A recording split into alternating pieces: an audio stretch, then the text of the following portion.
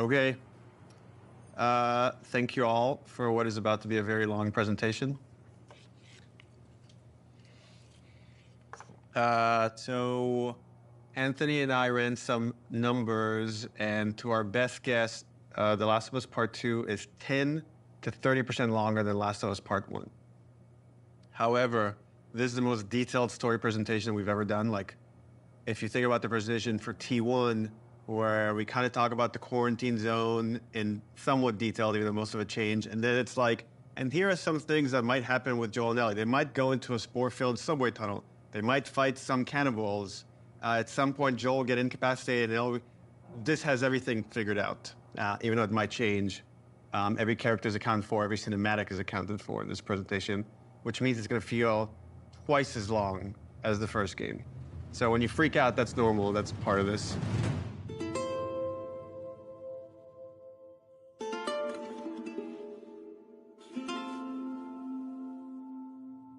Oh, this is about an hour and a half to 2 hours. So hopefully you got your pee break. Okay. So we open on 15-year-old Ellie. This is a few weeks after the events of the first game.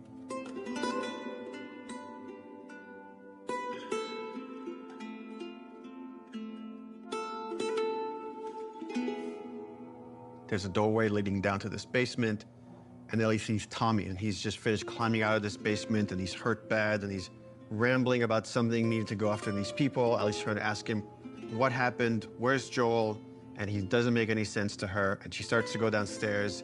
Tommy grabs her hand and tries to stop her, but he's too weak. She rips her arm away, and she heads down. And with each step, her heart races faster and faster as she sees this trail of blood. She opens the door, revealing Joel's mutilated body. And then shock just sets in, and she screams and tries to grab his body, and Dina comes and rips her away, and on that cacophony of sounds, silence.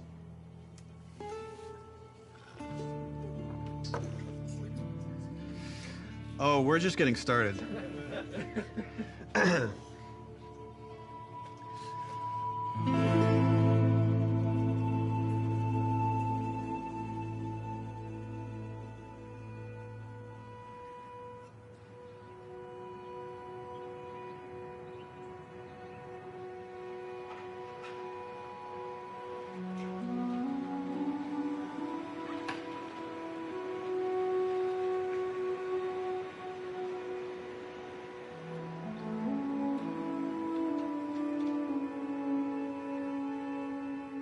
I've been working on this game since we finished, well, really been thinking about it since we finished The Last of Us. So many people were like, Last of Us 1 is so perfect.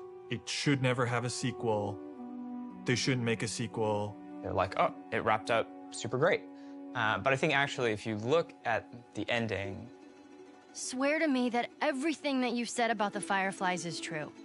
Ellie is accepting a lie.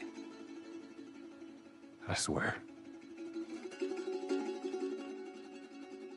Okay. She has a very good bullshit detector. She knows something doesn't feel right, but I think is too scared at that point to ask. How long can you really live with accepting a lie like that? The Last of Us feels like an origin story for this survivor in this post-apocalyptic world. Seeing like how Ellie has become such a strong, unique character, it really felt like, you know, if we were to do a sequel, it'd be a shame for it not to focus on her. Move the fuck out of the way. Yeah, once we're done with this whole thing, I'm gonna teach you how to play guitar. I reckon you'd really like that. What do you say, huh? Joel, he's gonna teach Ellie to play guitar. That always felt like that's just this like unanswered promise that like was kind of lingering at the end of the first game. We did this thing called One Night Live, where we had the actors come on stage and reenact certain scenes. So you say we get you to the Fireflies. What happens next? Marlene, she said that they have their own little quarantine zone, and that doctors are still trying to find a cure. I wrote this new scene that takes place after the ending of The Last of Us, but it was only shown to people in the audience. Like, we cut off the stream right before we showed them the scene. If I ever were to lose you, I'd surely lose myself. Try and sometimes you'll succeed to make this man of me. Our future days of you and me.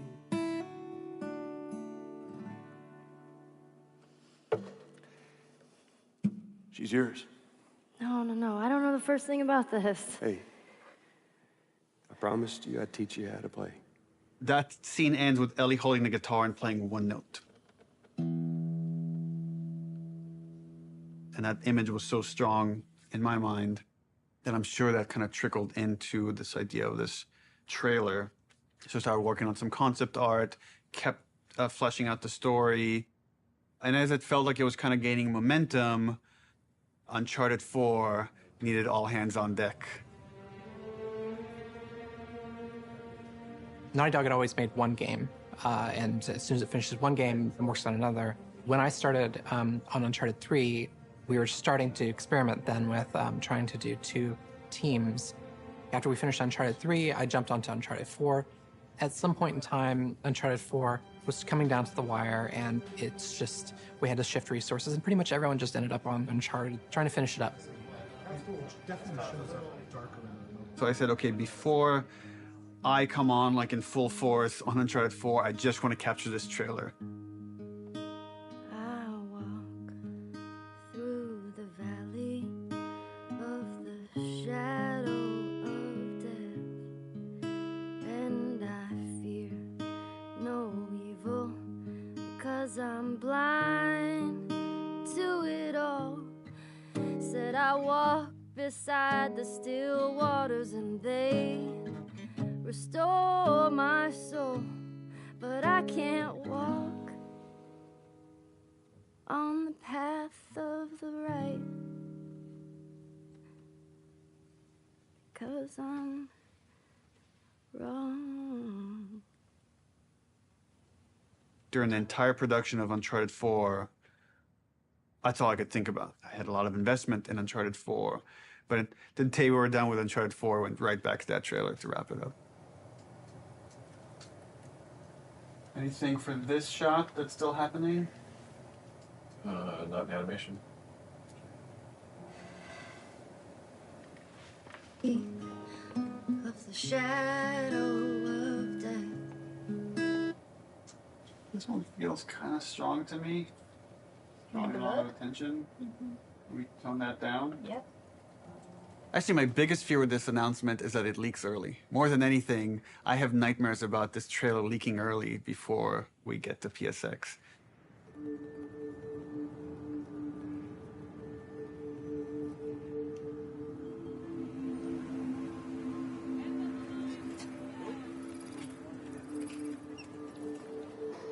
If we're gonna surprise people, PSX, the PlayStation Experience, hasn't set itself up yet as a place where big titles get revealed. That's E3.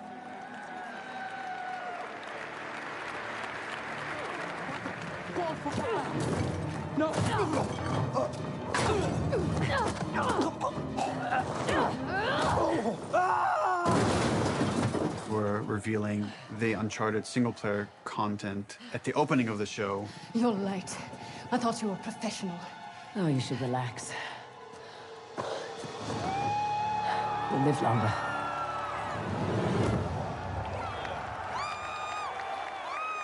No one's going to expect a second Naughty Dog title to be revealed in the same press conference. Please welcome to the stage, Sean Layden. There's one more special unveil we have for you tonight.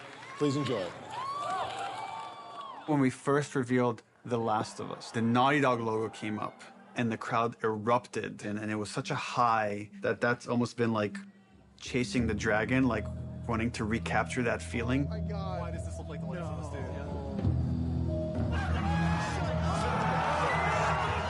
Playing it at this surprising moment, I'm hopeful it will have a similar feel.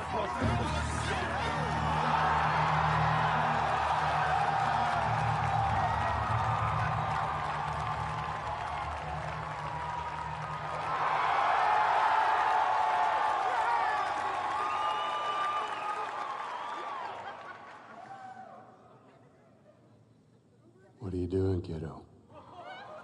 People outside the studio have such an attachment to the first game, and I've definitely seen fears about not wanting to make a sequel because somehow if it's bad, it will tarnish your feeling about the first game. I'm gonna find. And I'm gonna kill. Every last one of them.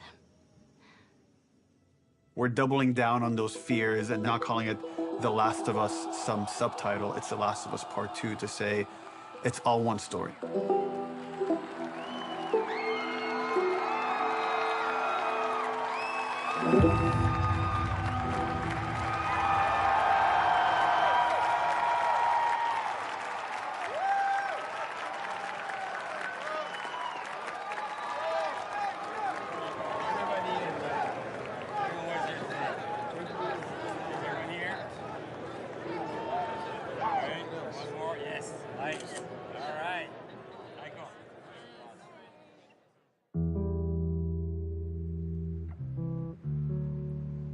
The concept for the sequel had to feel compelling enough, have enough weight that felt like, okay, this is an experience worth creating, worth spending the next 3 years on. I became really intrigued with the idea of the cycle of violence and how, like, certain events would trigger acts of violence that then would beget more acts of violence. It's almost never satisfying. It never brings the person you love back. And despite you thinking it's going to bring some closure, it doesn't. We just need more empathy. Wouldn't it be awesome if we could create an experience that lets you safely explore those feelings? With that theme, all of a sudden everything fell into place and this outline emerged. The whole catalyst for what starts the second game is Joel killing the doctor.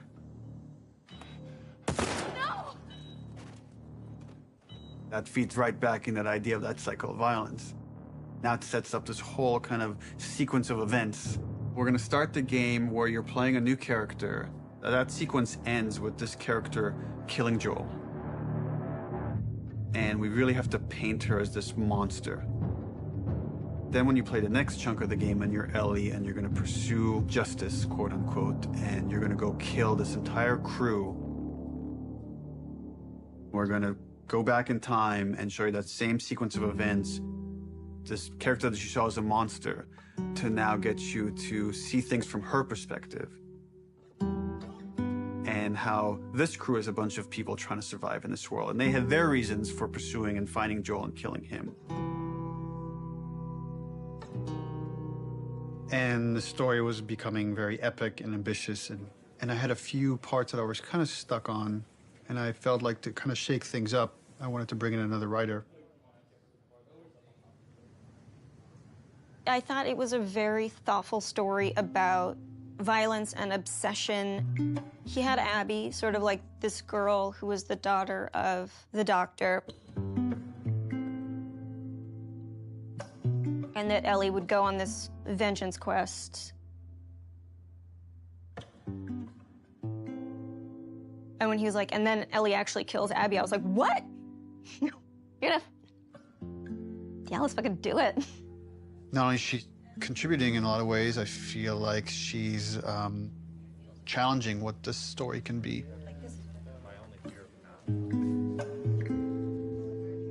She's wanted to add more romantic intimacy between the characters. Those are areas that I've been, I don't know, more uncomfortable writing that stuff. After the first day, she was telling me that she went home and told her husband that I think I just got Ellie's girlfriend pregnant, because that was her big idea the first day, and that had this trickle-on effect and actually added a lot to the story. Ellie is this very relatable character.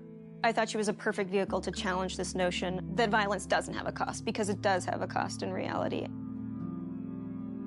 It's going to ruin this girl.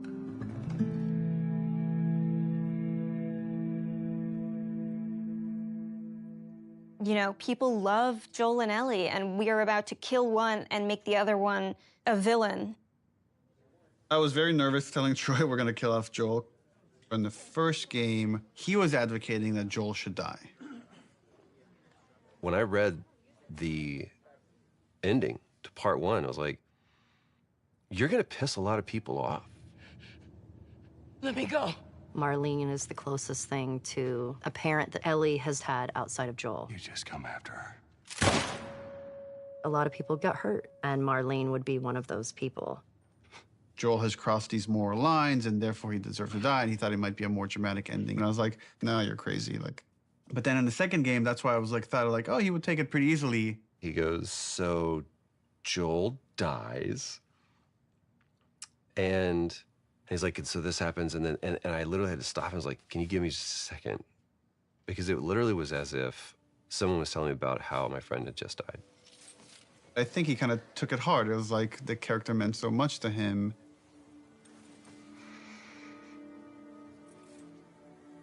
We're gonna kill off this character. His role is gonna be much smaller on this one. All of a sudden, it was, please don't take this from me yet. Ellie is scared to be alone. Everybody that she's loved up until that point, she's lost them.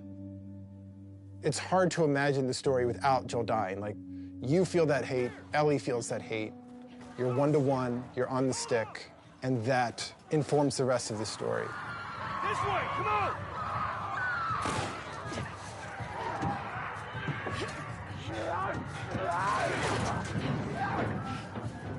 You okay? Yeah. We get you through interactivity to really connect and empathize with this character. Y'all act like you heard of us or something. And then make you feel like, I've led Joel to a trap.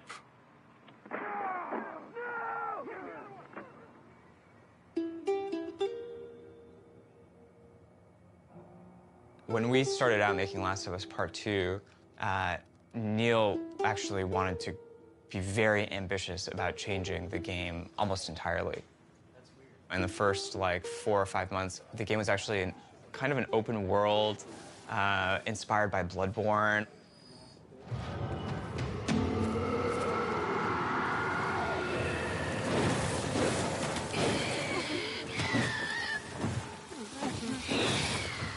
And it was purely melee focused, it was all hand-to-hand combat.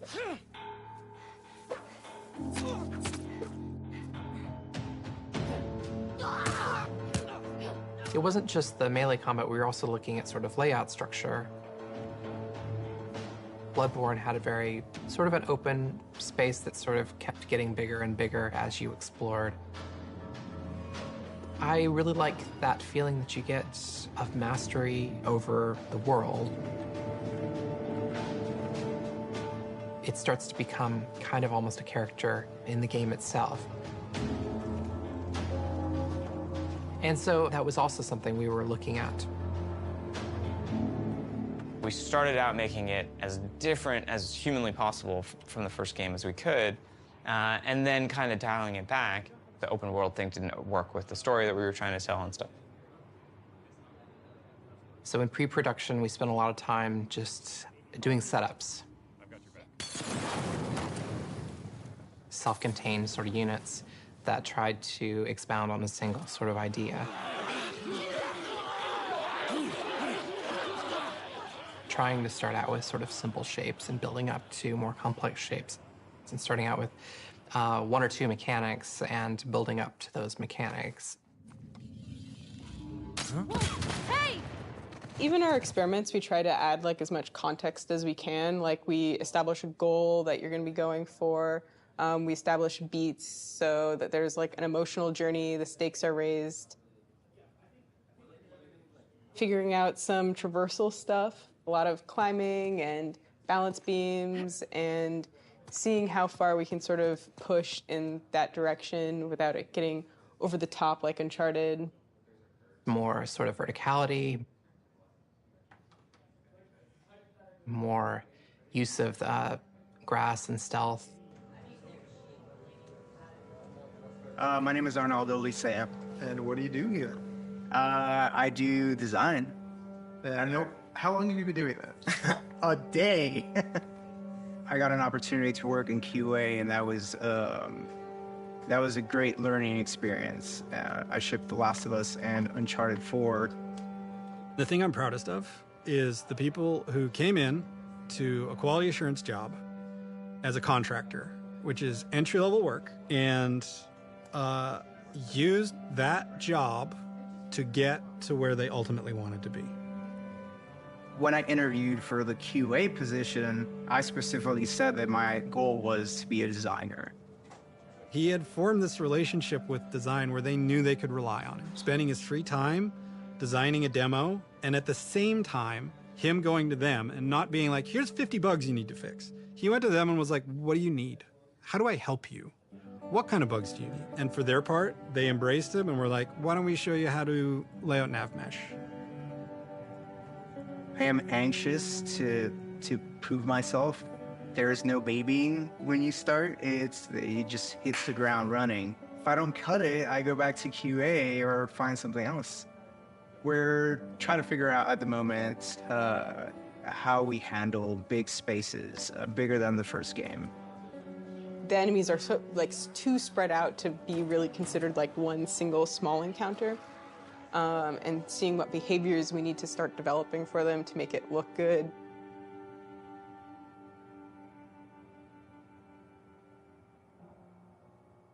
The opening of Seattle, that whole section was pretty slow and quite linear in the level design.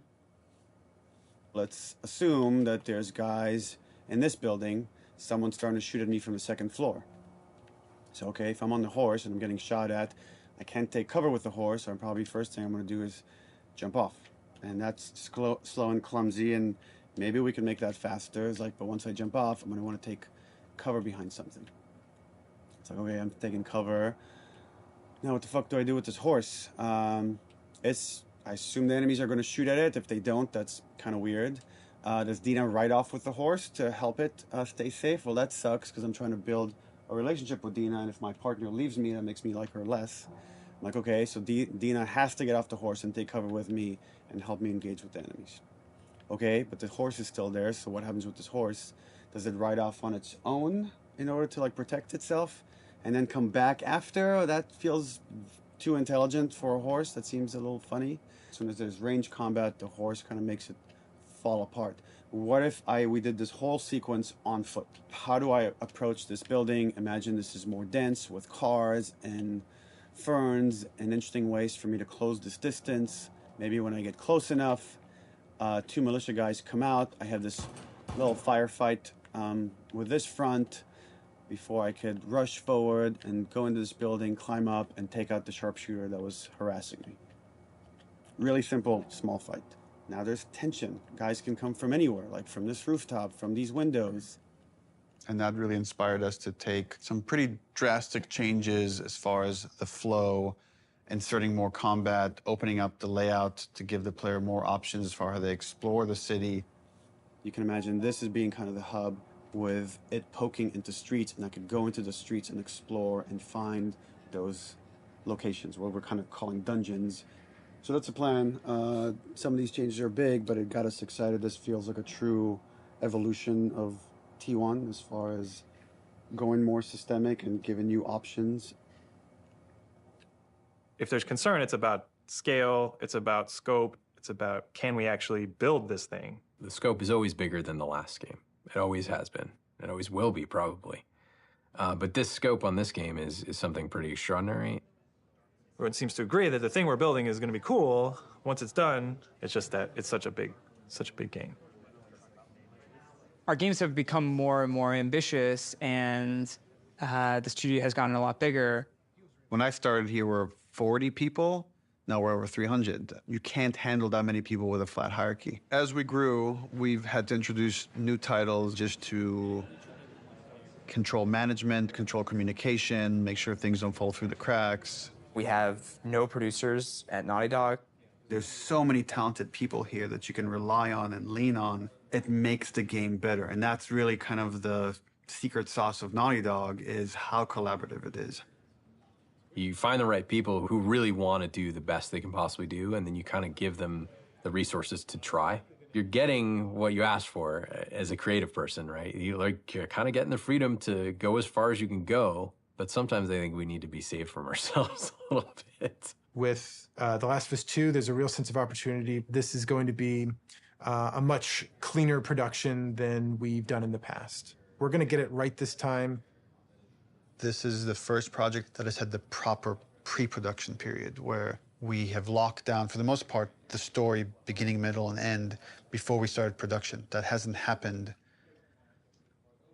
I don't know if that has ever happened, now that I think about it. It's a very, very messy process, which is, again, why it's a lot of times really difficult to schedule. I think right now we are planning on springtime of 2018. So when springtime of 2018 comes around, The Last of Us 2 isn't in stores, you can look back at this and say, well, I guess their plan wasn't exactly set in stone.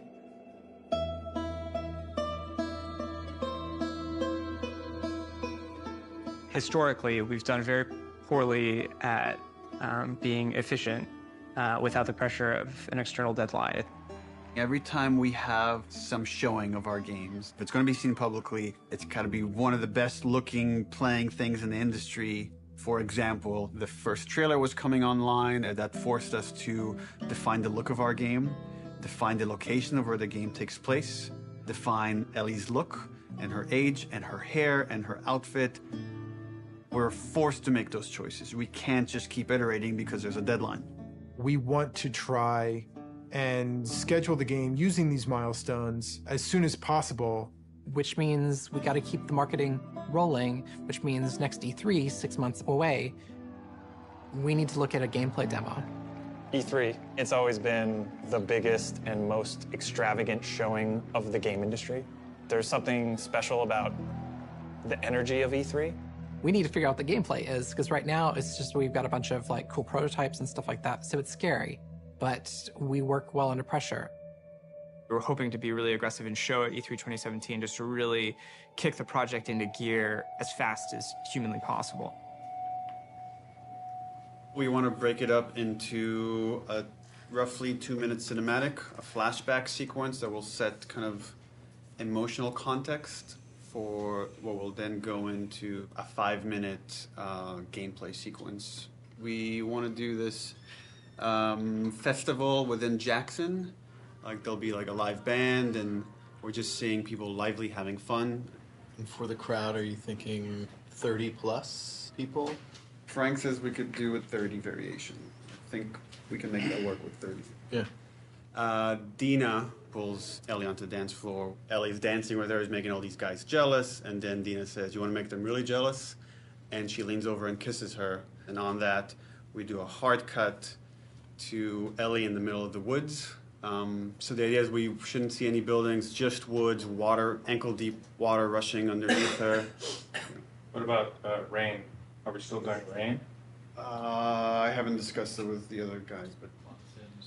That demo that we show externally for the very first time is setting the bar for the rest of development.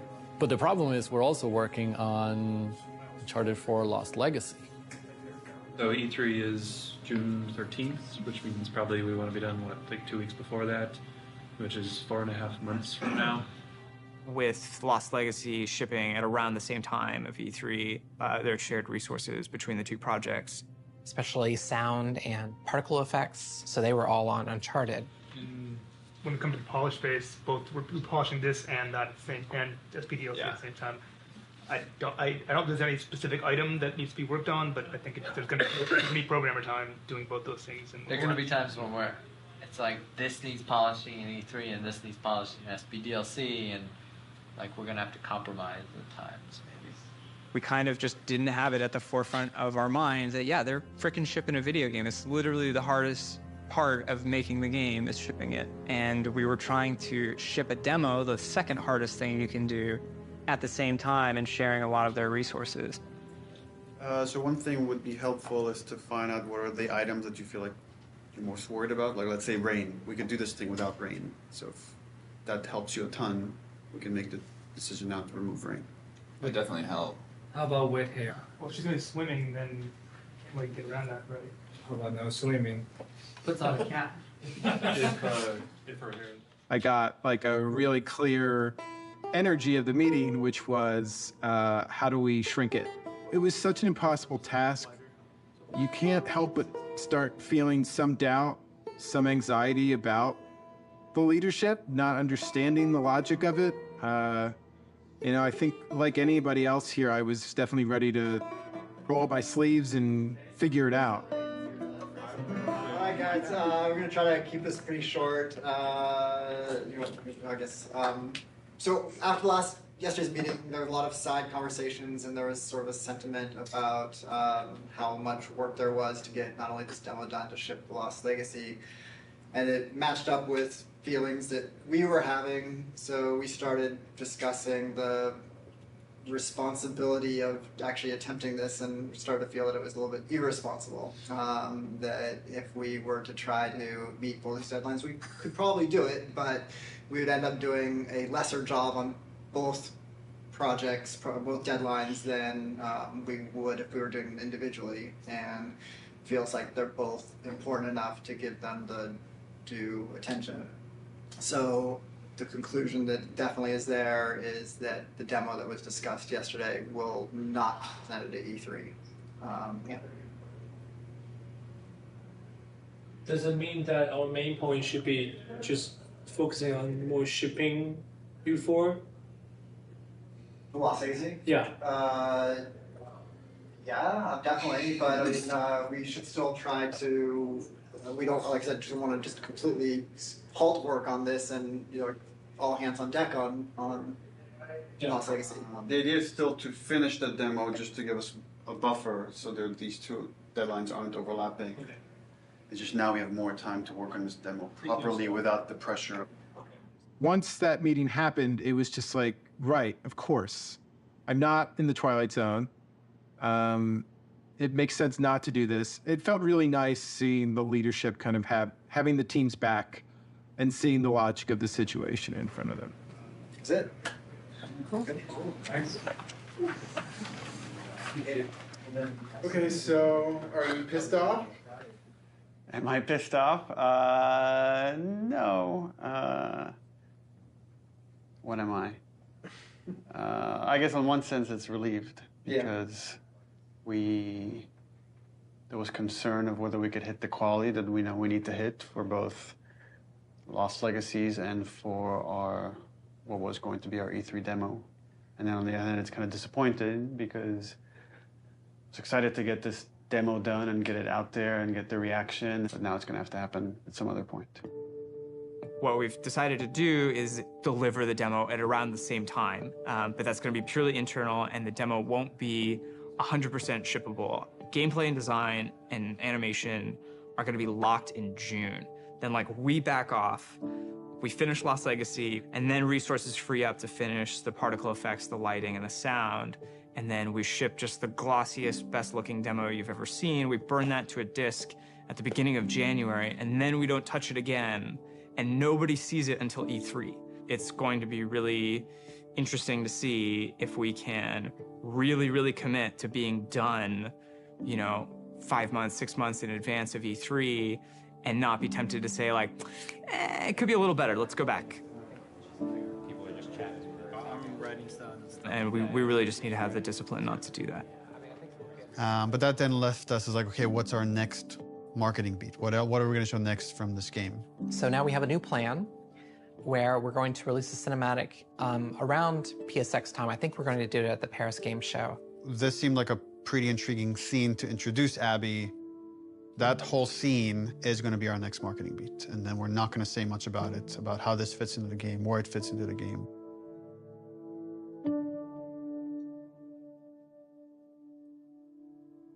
Abby evolved over time. And if you look at the concept art, the character looked very different than where we've ended up.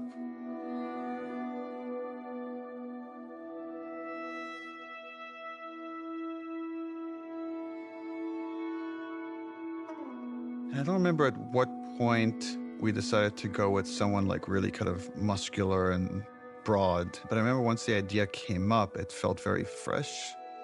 Once we sort of nailed down the body of Abby, we played around with different ideas of how we wanted to accentuate her arms or not. And there's something interesting in Abby feeling a lot like Joel.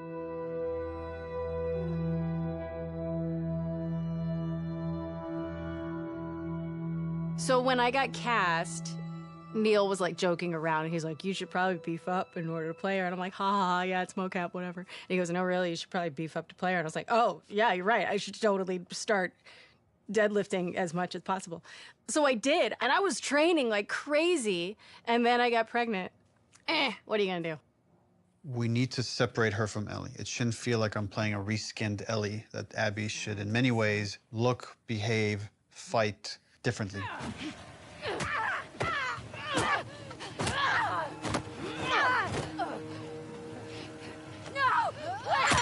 So in gameplay, we've discussed, well, she needs to have different upgrade trees. It means we have to make the investment of capturing a whole different moveset for Abby. We can't just remap Ellie's animation onto Abby.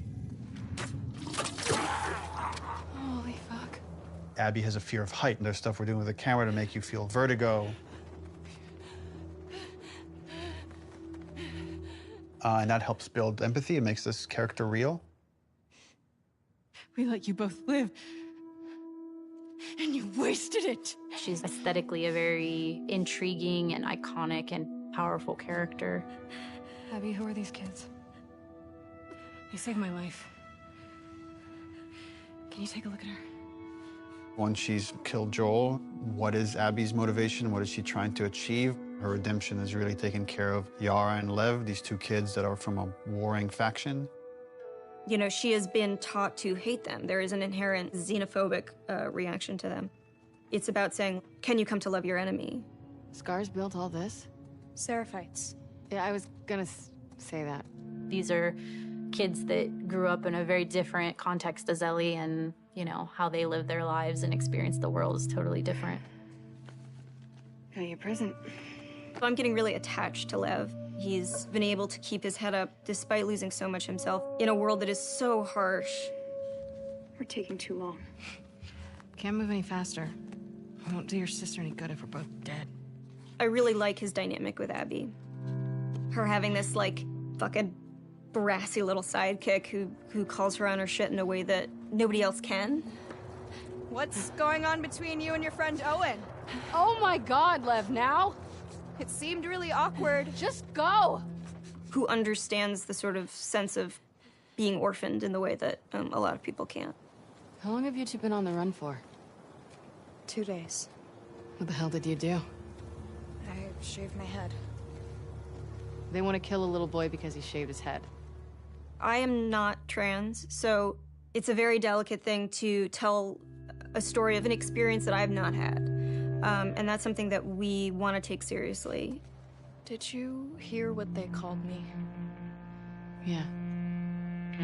Do you want to ask me about it? Do you want me to ask you about it? No. Okay. It's really about trying to create a multifaceted character who is trans, and that is absolutely an important part of who he is, but also a part of who he is, not the whole of who he is.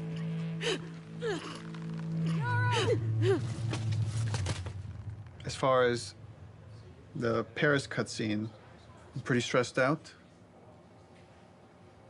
We have 13 days, less than 2 weeks to finish this thing, and there are still some big ticket items.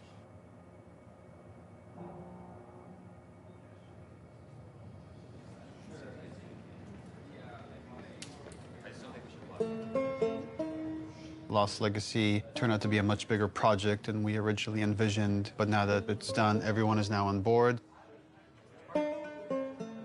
We've got the Greenlight demo done. She's putting on quite the show. It's very real. We're in full production now, so I guess that's the short of it, is we're in full production now.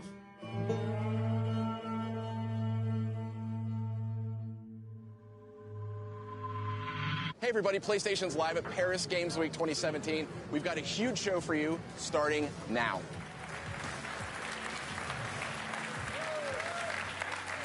Wow, what a great way to open Paris Games Week. Let's have the first in-depth look at a much anticipated and exclusive title. Last of Us 2. Last of Us 2. Please, please. Please be Last of Us 2. Our fans, they want to know every last thing about what's going to be in this game. Is this The Last of Us?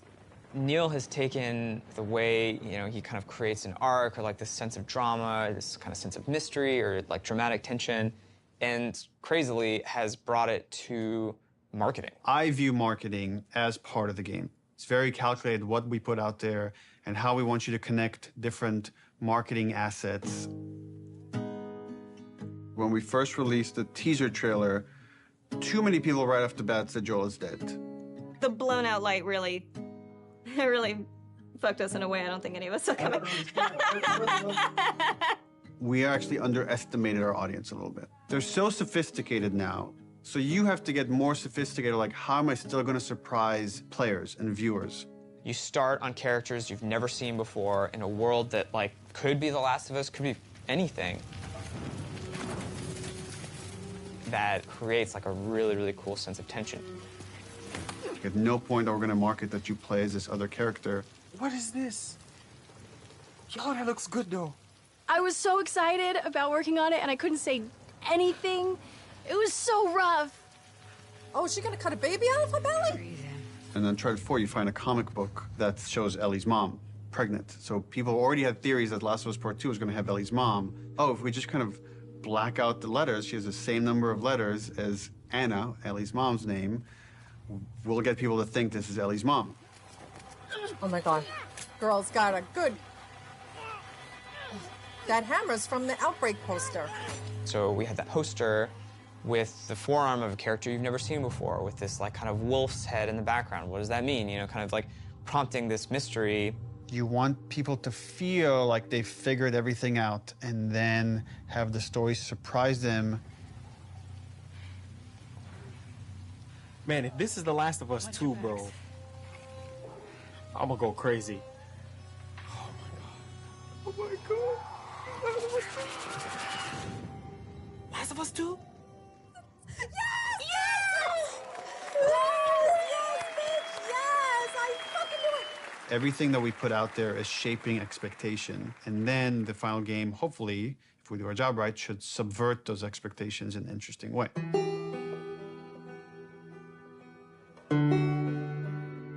We knew we were pushing boundaries with that cinematic. We are making a violent game. We're not going to shy away from how violent it is. It is part of what we're trying to say. And I thought it was a great discussion initially about what is the appropriate level of violence. When is something so violent that it just turns you off where you just don't want to experience it at all? I like that they were wrestling with those things. I didn't like some of the insinuations about the trailer being misogynistic towards the female characters. I don't think this story ever glorifies violence against women. There's no bias towards women or men. It just so happens that the two protagonists of this story are female, and therefore that's what you're going to see the most of. There has to be fail states in video games, which means a character has to be capable of being hurt. So does that mean that there can be no female protagonists in video games? Because that feels super sexist to me. And frankly, like, women are the victims of violence, and don't we want to see women fucking fight back once in a while?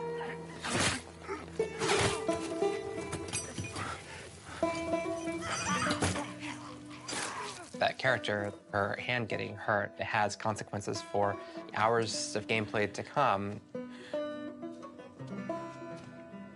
One article even like asked the question, were any women involved in the making of this? And it's like, yeah, the co-writer, the lead character designer, the lead character artist, all the actresses that worked on that scene. I am so fucking... Here's what I hate about that article. I'm sorry. Do a modicum of fucking research, just a modicum of research, just like a little bit before you put something out there. To suggest that no woman could have worked on this because of the level of violence, because there was violence against women, because it is a video game, is so fucking sexist. I like watching graphic violence. Does that make me less female? Like, I like having a conversation about what power is. Does that make me less fucking female? I like working at a video game. I like playing video games. Does that make me less fucking female? Like, suck a dick. Don't put that in. I can't. I can't. Neil's gonna say put it in, but don't. I also don't represent all women, but I represent, like, I can represent this and say, I fucking wrote this. I wrote this. Like, I literally wrote the sentence, and then Yara eviscerates eviscerates his esophagus from his throat. I wrote that sentence. That is in the script, and I fucking stand by it. I'm afraid of being turned into a token rather than the truth, which is like, we're being thoughtful about the female narrative. These characters are more than just their vaginas. If you want to have a serious debate about feminism and feminism in video games and female depiction of violence, and you need to not see it as a binary conversation. It is an incredibly nuanced conversation. You cannot make blanket statements, and you cannot make presumptions.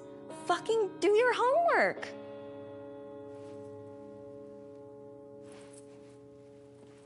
I'm right here.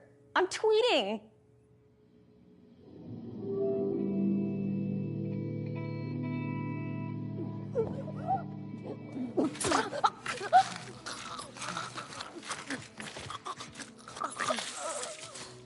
The tone of the violence in the game has always been important to portray as realistically as possible. Our job outside of just drawing up concepts is really pushing our reference pipeline to make sure that the character artists are getting the most realistic examples of whatever they're working on. We can't find certain things, so we make the reference ourselves. Simulating brain on wall. 1, 2, 3. How does that drip fall down? What does canvas look like when it's soaked in blood? Splashing blood on them, dripping blood on them. Nice. We put down some wet mud, pooled blood onto it to see how blood would react to a wet dirt surface. So there's like little pieces of grass and like twigs and things that carry through, like there's actually movement following the edge. One of the animators got a piece of lamb and we stuck it in Yara's shirt sleeve and hit it with a hammer. Here we go.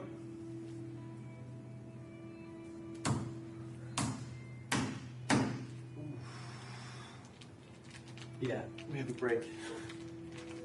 She's gonna need to hold this as straight, because if she does this, it's gonna, you know, just the weight of it's gonna want to make it fold. So I'm trying to keep it as straight as possible. This past week's shoot was specific for the infected eating people's jugulars, and there was a concept that was done with like blood running down the mouth, but it's like, would that happen? Like, let's find out. I got on the ground and pretended to eat away at like a bloody soaked rag that we made.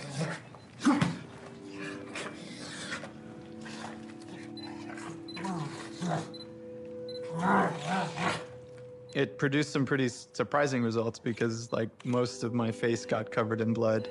Look up a little, John, but yeah. Teeth? People here will go to that length of trying to make sure that things feel as real as possible. Yeah, we do a lot of crazy stuff here. Nobody gets hurt, but it's really hard to see these characters that you spend so much time with and, for lack of a better word, kind of like, you know, birthing into existence, tortured and abused.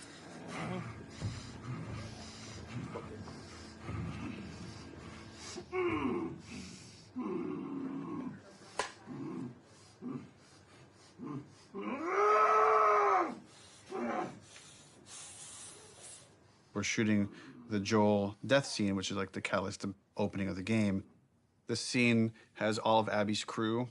It's a complicated scene because it's the most actors we've ever had in a single shot. Y'all act like you're hurting us or something. Because they have.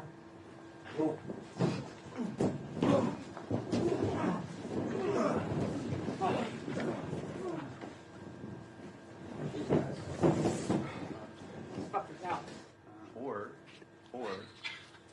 Joel doesn't die. Just me out. Now that you got that, Well, that's sorry, yeah. The minor line so change. then what happens is Yeah, all yeah. of us become friends. Knowing what was going to happen and knowing how it was going to happen, I got very fearful. There's so much weight to this scene. This scene has to be right. It's really difficult to reshoot it if we need to. Within the first game, having to call Troy and Hannah back to reshoot Sarah's death was very, very, very difficult for me. The last time I tried to do a big emotional scene, Don't do this, please don't do this, don't do this, don't do this, don't do this, please, God, no. Oh, God, no. that didn't go too well, and we had to reshoot it. Don't do this to me, baby. Don't do this to me, baby. Come on. Come.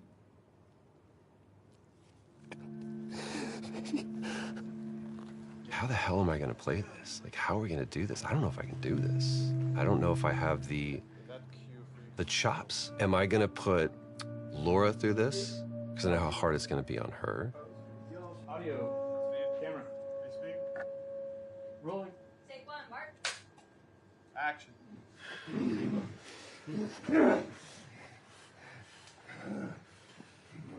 Joel Miller.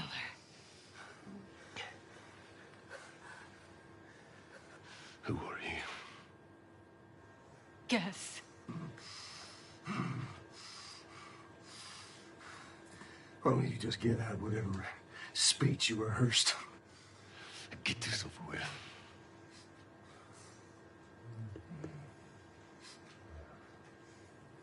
You don't get to rush this. At the end, I really loved what he brought to it. I couldn't wait to get back into Ellie's shoes again because it's where, weirdly, I feel most comfortable in a lot of ways because it feels like a character that feels the most like me that I've ever played, which is a little disturbing. I mean, minus like the murder and the killing. So it's almost like a bit of step forward, like you're about to like lunge and shoot. Sweet. The biggest change that has happened since initial pitch is Ellie is there when Joel is killed. It used to be she came across the body, and then she had to rely on Tommy's testimony of what happened, and we shifted it, which made it much more dramatic and intense for her, and I think puts more of it on screen and again, allows you better to understand why she needs to pursue these people.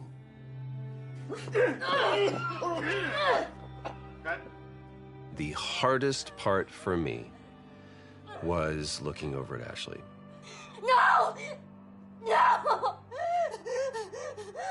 Knowing that Troy was gonna not be a part of it as much was really hard. And knowing that Joel was not gonna be in Ellie's life anymore, it was hard. So much of that day kind of feels like a blur because there were so many feelings involved in it. What I had to do, I felt was very, very little. There's one reaction, and beyond that, we're on Ashley. There was no acting. There was pure, raw emotion. I'm staring in the face of that. Joel!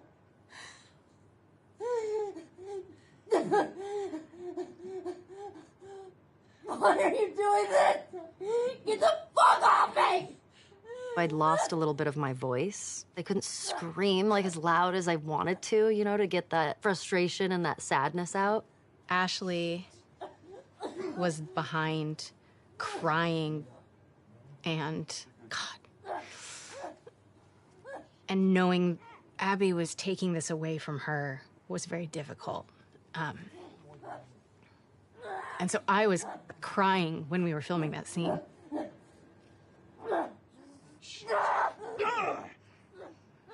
Yes, it was very emotional. You want what I want, right? End it. Now. Wait, please stop! No! No! Joel! Joel! No!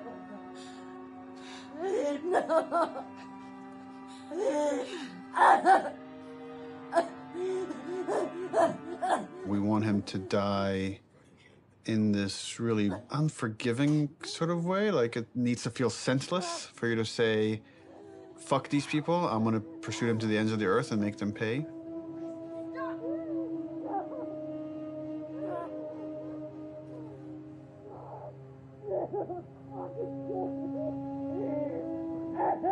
If the scene doesn't work with what we captured on the stage, almost nothing we do in post is gonna make it work. Joe will take a pass at the scene, and I'll give kind of high-level notes. But he's doing it without animated cameras, without character models, without environment. And so it's a bit of a guessing game to see if this will work. So I like the concept. I felt like there was a lot of repetition and it felt long. Once like Joel's head gets smashed, I don't want a close-up look of him. Okay. You know, what if we could do like the smash from the back of his head? Yeah, I'd want So it. you just like it'd be like a black shape, and you see like a silhouette change, and like blood starts pouring out, but I don't focus on it. Like I don't see the details. Mm-hmm. When the club comes down and it's just like she's screaming, I feel like we could just take all their audio out and like music could take over. And again, we're trying to build more rage than sadness. That's going to really set up our journey. Okay. I'll come back and there'll be another version of the scene. Okay, play. Joel, fucking get up. Please stop. Please don't. Joel, please stop. No.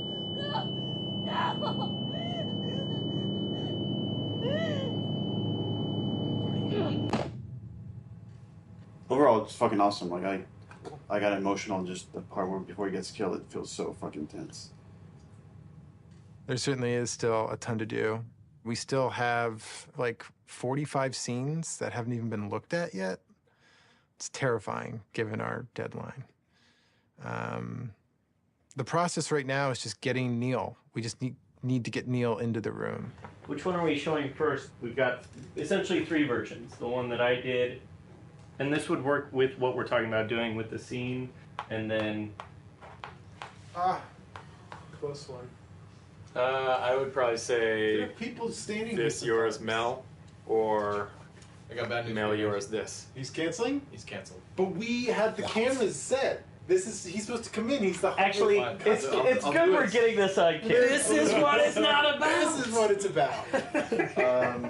Yeah, he has some melee stuff to review today. He said let's pick it up tomorrow.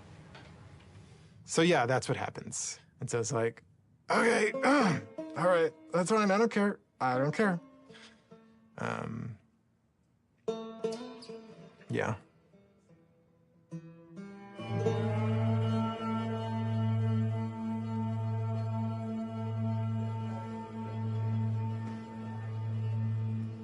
I get called up to Neil's office one day.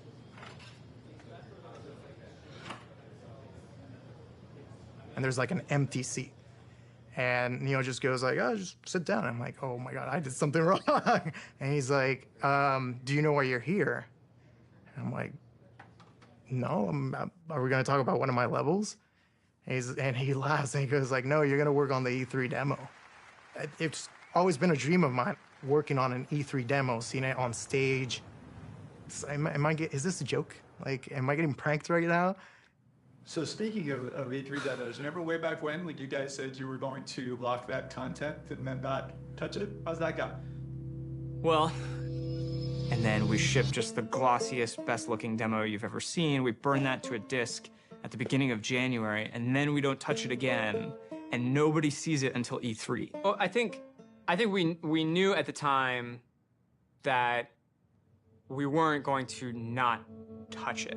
It's going to be really interesting to see if we can really, really commit to being done and not be tempted to say like, it could be a little better, let's go back. Because the game's been making progress for, the 10 months or something since we locked that demo down. A lot of advances have been made, a lot of new ideas, new mechanics, and we really just need to have the discipline not to do that. Honestly, it feels like we are addicted to being late. Okay, we're starting. I don't know exactly what we're gonna do today other than come up with a really long list. We're trying to limit it to an hour, so we'll be done at 4 no matter where we're at. Looking at the cinematics first. Because we did it so early and had a rough version of it a year in advance, we got a bit complacent.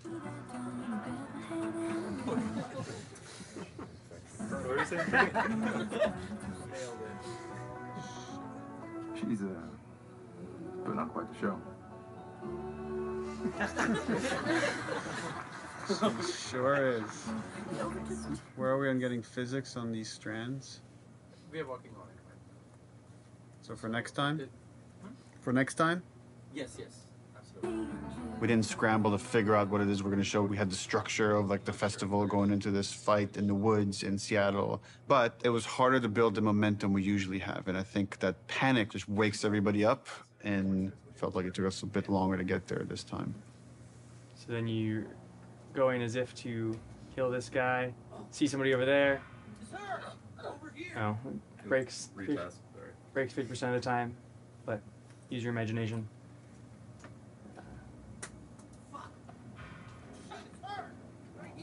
Daniel, going a bit slower, give him some time. Okay. The animation is breaking the melee system.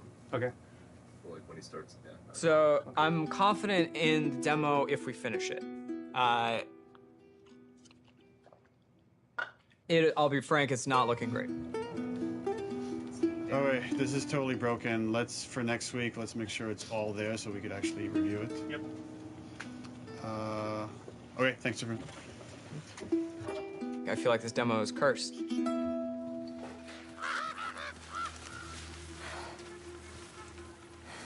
The E3 demo. It was a version of our original Greenlight demo. But I had to make it fully playable and shippable. Viper!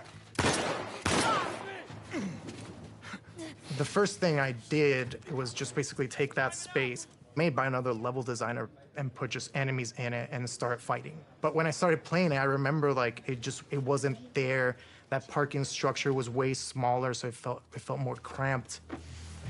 God is good. God is good. I remember going to Neil's office and being like, how much can I change this? And he's like, well, what are you thinking? I'm like, well, I'm thinking like this big thing, and I'm like, just like brand new designer, I'm just throwing out like everything, like I want to do this, and I want to do that, I want to make sure that it feels like a sandbox, that it feels like this big space, that it's multiple paths, it's like something like we really haven't done before in The Last of Us. And he just goes, go for it, well, let's do it.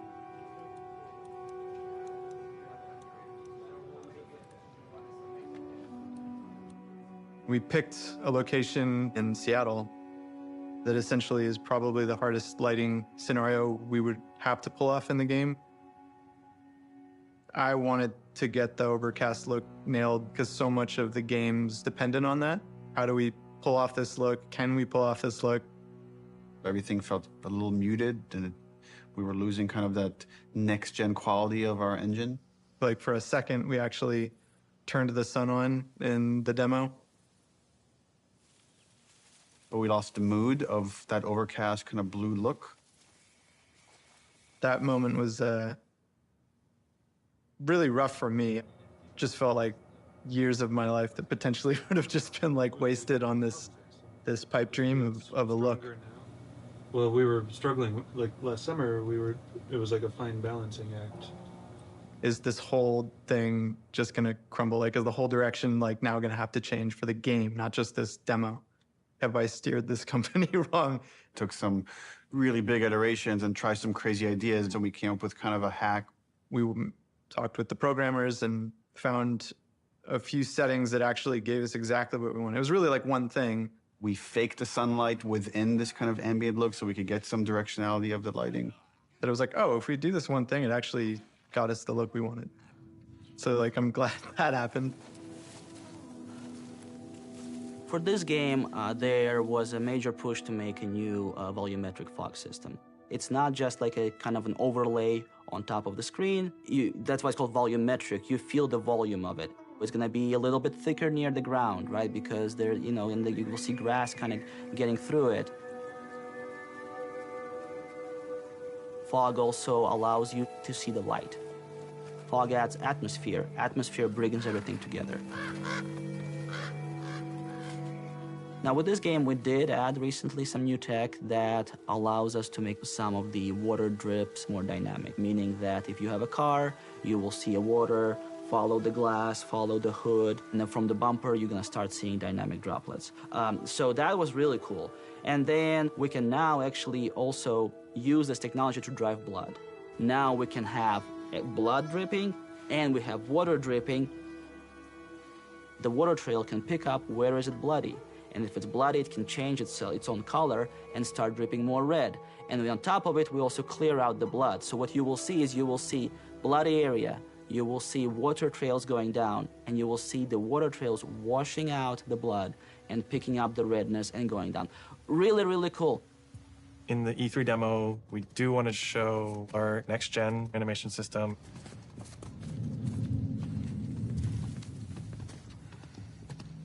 One of the biggest animation upgrades that we wanted to add to this project was motion matching.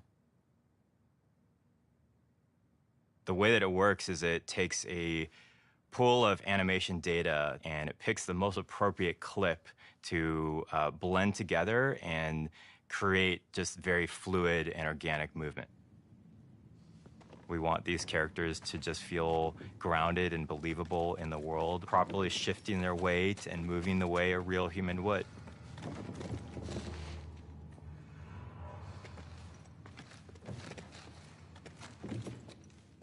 In order to capture all of those on the stage, we use something called a dance card, a choreographed set of patterns that the actor can move on the floor. Basically, that's creating this like bank of little pieces of animation. The motion matching system just pulls from that bank all the animation that's necessary to have them move perfectly in any arbitrary way. When it works, it's like so far and away better than any other animation technique. It's like a quantum leap of the highest order in terms of quality.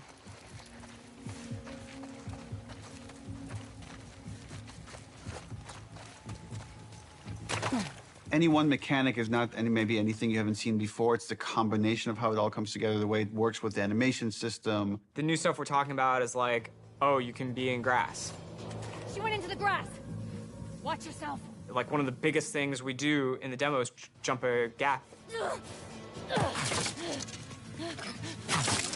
It's tough to be like, oh crap, you can jump, you know, like it's like, but it's new to our game. We have to have the best prone mechanic of all time.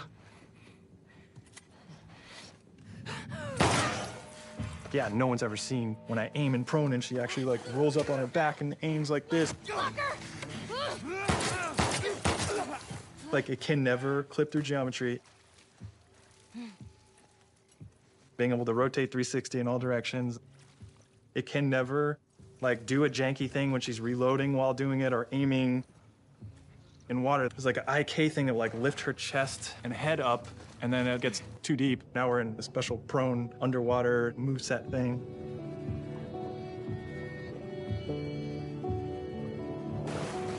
Her chest and arms and everything are kind of matching ground plane. Things that a player will never notice. And it's because we like purposely did it. There's no such thing as like, oh, you know, it's not as good as, you know, this other game's one, but like, it's fine. It's gotta be like, no, it's fucking Naughty Dog. We have to have the best version of the thing, whatever that is.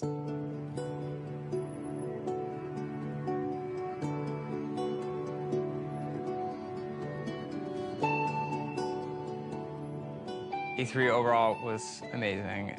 The press conference was in a very different venue. They usually have them in like these big auditoriums. And this was kind of like, almost like a pop-up.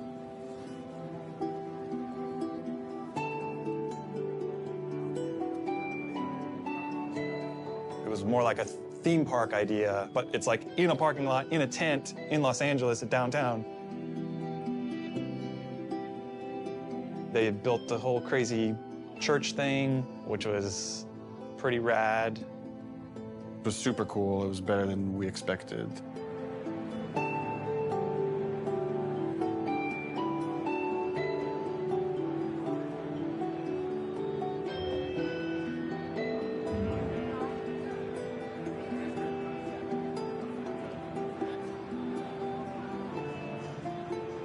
And you could feel like the tension of people trying to figure out What is this press conference? What's going on? What game are they going to show here?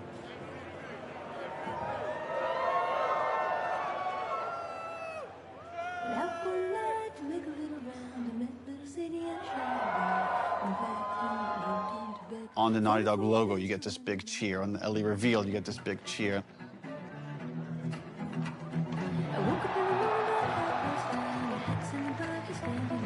Every moment that we've constructed and planned, like, meticulously for really a year now, hit, and hit the way we wanted it to hit. Maybe they're jealous of you. I'm just a girl, not a threat. I think they should be terrified of you.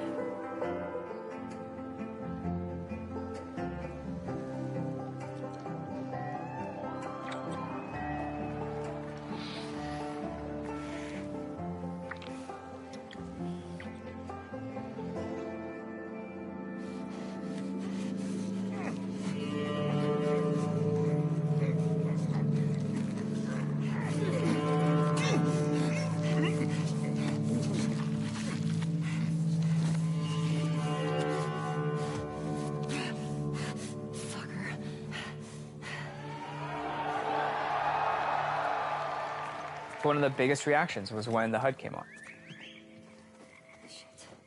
They looked at that forest and thought, there's no way it can look this good. Like, that's impossible. But when we flash the HUD and be like, yeah, that's it. This is the real game. People are not ready for this. Like, this is gonna fuck you up.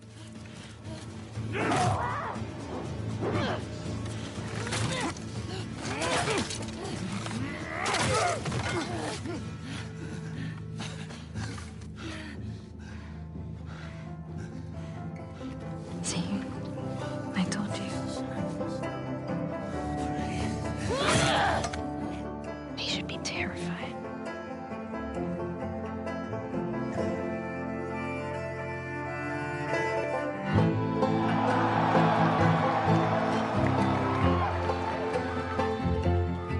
It was electric. My skin was like tingling the whole time. Like, as soon as it's done playing, I'm like on my phone. And it was wild. It was wild to see it just everywhere. See it on YouTube, see people commenting on it.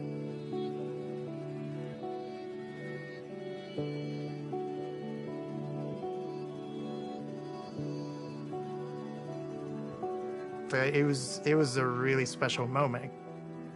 I shipped something, like, as a level designer. There was such a reaction to the animation fidelity. Holy crap, this is the best looking animation I've ever seen. Are you kidding me? We're on the forums, going through the messages, seeing how much people think it's amazing. Someone's like, sort of cynically, that our stuff was fake. I guess it's kind of a compliment to the animation team for, like, someone to say it's fake when they're working so hard. And right away I responded, I was like, don't respond, don't do anything. Like, it's just not professional. I was also a little anxious about it because it's a little fake, you know? Fake is an interesting word. There's an argument that he's right. It's not the final polished game. You can't just play this demo in any way. You have to play it in this very specific way.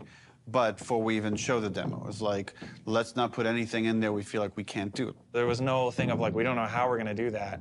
It was just, we literally just don't have it systemic yet. You know, like systemically, a guy pulling you out from underneath a car, we didn't have that hooked up yet.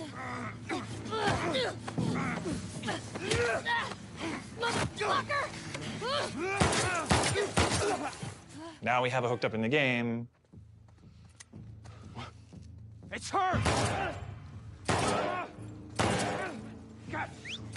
Arthur! All over soon.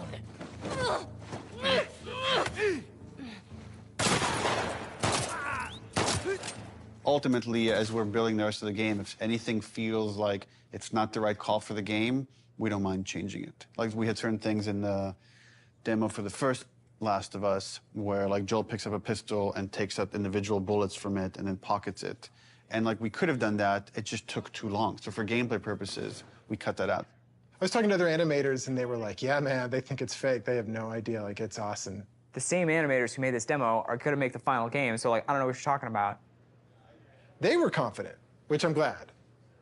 We knew what we were doing and we knew how special it was.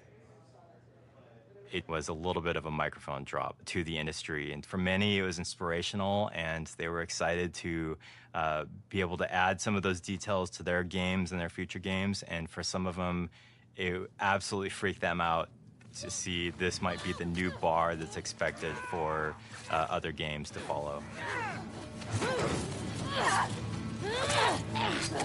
Part of me is like, oh shit, like, they're fucking calling us out. It's like, we have to deliver this. Like, we always were gonna, but now it's like, people have called us out, so we have to do a full body throw animation when you pick up a bottle and you're running, and not just a partial animation because that guy fucking called us out.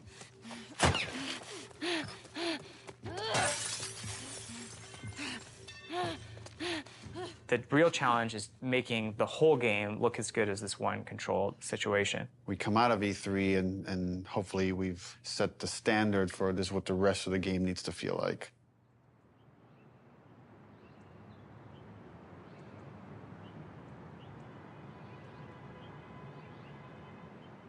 When you already know exactly what you're supposed to do in the game, you've memorized everything, it's hard to have a true experience with it. You have to bring in people from the outside to play it fresh.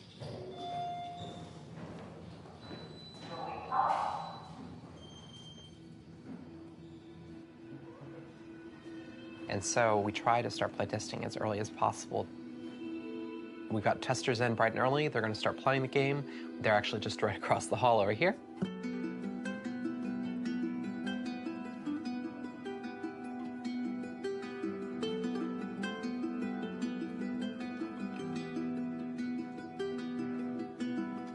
It is a fire drill.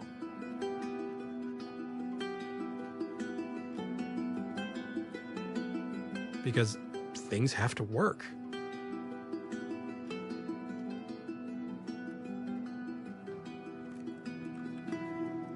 So I'm currently watching the 10 people that we have in at the moment focus testing. We've got all of their screens up, so I can kind of watch all of them at the same time, generally keep track of any kind of recurring patterns or how long people generally take in certain areas. They do things we haven't thought of. And it really shows us where our holes are. It's like, maybe I should change this. Maybe I should try that. This player's pretty lost, trying to figure out this puzzle here, and they're trying to jump on a truck. He's got a really awesome solution here where he's putting this plank on a dumpster, and now he's moving the dumpster around. So we'll probably have to go in there and like try and fix some of that stuff up, but we'd rather figure that out now than in 6 months. For things like puzzles like this one, that although they're figuring out the puzzle, they're actually not doing it in the kind of order that I'd like. What would be better is if they came into the space and realised, okay, that's the thing I need to be like climbing up to or getting to, and then they can kind of work backwards from there and go, well, if I need to get there, how do I get up? Oh, I can get up on this thing. It's quite heartbreaking when you see people who are like really confused or don't get it, and it's something you think like it should be obvious, but it's not at all. But it's good data. We've had a few people on the team that have been really passionate about making our games even more accessible for people with different kinds of disabilities and making sure as many people as possible can experience our game. Accessibility is something that like really touches a lot of people. As we get older, pretty much all of us are going to have probably some sort of accessibility need. It's important to welcome people with disabilities into all of our public spaces, into our shared culture, and that video games are a rich part of that. I love this, that you don't have to have like a 2-button feature to keep her crouched down. This is awesome. I love that. Brandon Cole, he said, I heard you announce this game. What do you think about the possibility of someone like myself being able to play it? And Brandon is blind. I hadn't really thought about that before. I don't even know if that's even possible, but I want to try because that sounds interesting. If you click on the L3 button, it turns the screen and the character towards your next objective. So you're able to sort of instantly sort of flip. It was very much inspired by the talk you gave last time you were here. I figured. Hopefully that's a beautiful thing. We had this feature that let you navigate along the golden path. And we also had this other feature. You could like put out this sonar pulse and you'd hear where all the items and enemies were located. But Brandon was playing that and it was like, this navigation feature is great, but I don't want to just follow the golden path. I want to navigate to other things. It kind of occurred to us like, oh, we can combine these two features. We can let you scan for items and then navigate to that item. This gives you more room if you do it this way for different types of sounds for different types of items. You know what I'm saying? Yeah. Different sound for ammo, different sound for parts, different sound for explosive, different sound for keys. Or you, craftable and collectible. Yes, yes, exactly. Right on. But since we want to hunt for secrets, just like anyone else, you're also going to want to know that, hey, there's something way over there. Players with disabilities still want to have challenge. It's not about just making an easy mode. Mm-hmm. So what happened there was an auto vault. So you pressed into a wall and it automatically vaulted. I feel happy about this. This is an example of actually the good part of the studio culture, which is self-empowered, that I think allowed us to do this crazy thing, this thing that, you know, I couldn't tell you if it makes business sense to some degree, but it was something we were passionate about and interested in. It was a way we saw we could make the game better. It was something we saw we could like push the frontiers of, and we went with it. Studio leadership was supportive of us, but this really was like a bottom-up kind of initiative. Yeah, absolutely. And I think that early success really helped to build momentum for the rest of the project. Shielding everybody from the cost, from the budget of these decisions helps them focus on their discipline. Don't worry about money, worry about making the best game possible. Trust that there are people at the top that are looking at the budget and considering that. At a certain point in the project, we start offering dinners to the team.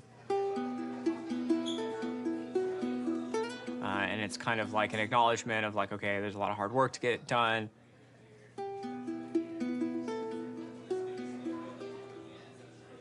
And we know people are probably going to want to be staying late.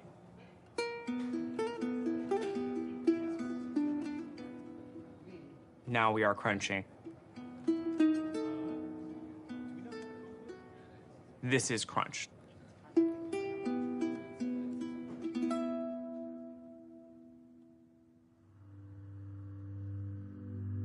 I must have felt it for months that this release date is not realistic with how big the game is. People were asking us, is this a real date? Because it's not feeling like a real date anymore, so we felt like we had to react pretty soon. And then at some point, it just felt like because people were starting to put in longer hours, it wouldn't have been fair to not figure this stuff out sooner than later.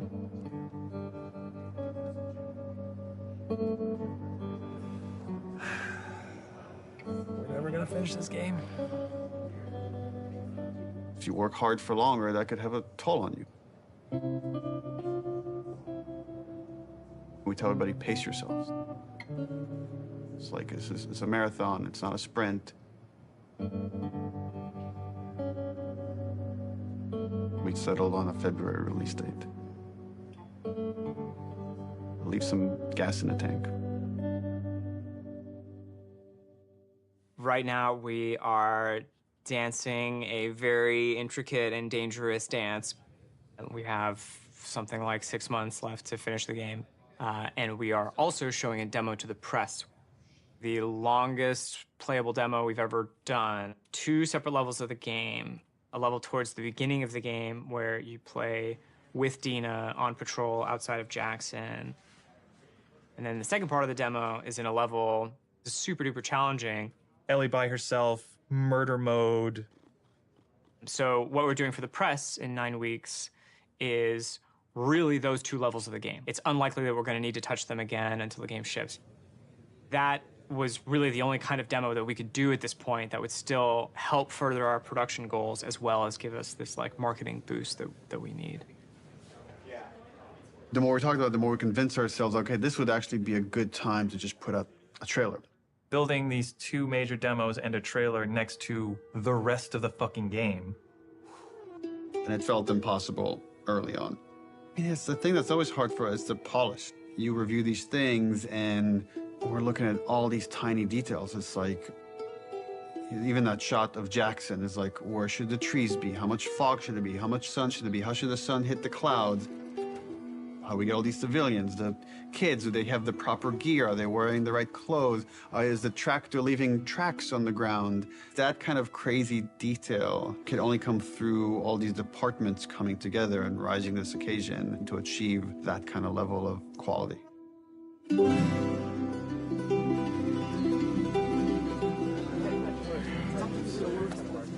We wanted to show the team the final trailer. Before we show you the trailer, just to say thank you to everyone, where we jumped from doing a 3-hour demo to this trailer where we had almost nothing, and it's like pretty amazing what we can do when we all come together. In fact, it's so amazing you can forget, and I've been here for a long time and I can forget.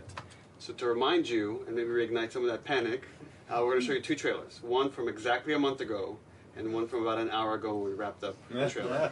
So enjoy.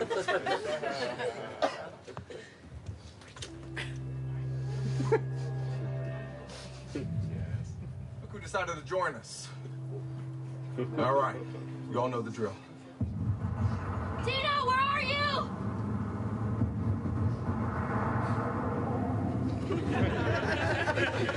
You think I'd let you do this on your own?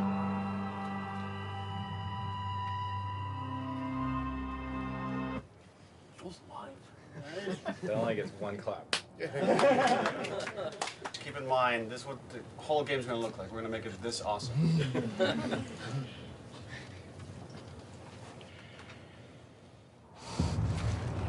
You can't stop this.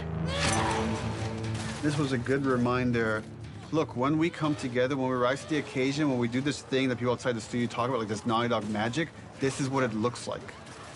So when you look at parts of the game that aren't there yet, know that we could get there in a pretty short period of time when we're so focused.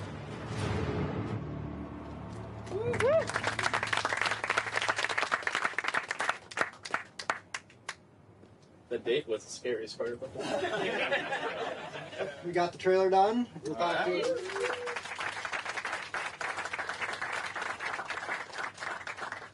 Just wanted to take this moment to run through the events of Outbreak Week, which is when the trailer is going to debut. We are going to be having the big press event in Koreatown at this giant warehouse. We're actually having 80 journalists from all over the world come. We made sure very comfortable chairs for 3 hours.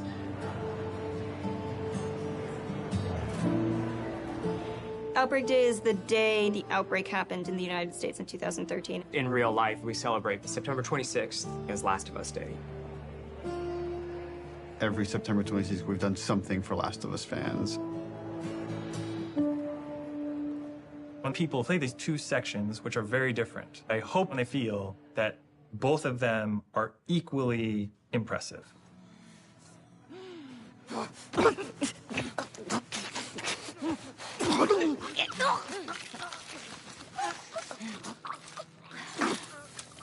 When you play that first demo, you're like, that was incredible. Oh my God. This could have been the whole demo. This could have been the whole thing. It says enough about what the game is. And then you play the other half, and it's like way more mechanics heavy, way more combat heavy. Keep going, boy.